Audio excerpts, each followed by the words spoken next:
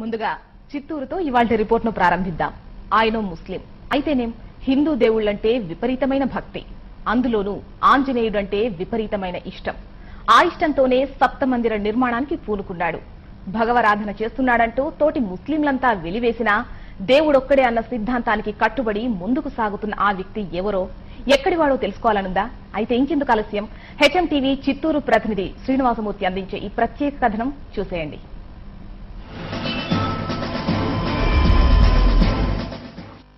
స్వతహాగా ముస్లిం అయిన దేవులంతో సమాన సూక్తితో సొంత నిధులతో లక్షలాది రూపాయలు వ్యయం చేసి హిందూ ఎలా నిర్మిస్తున్న వ్యక్తి.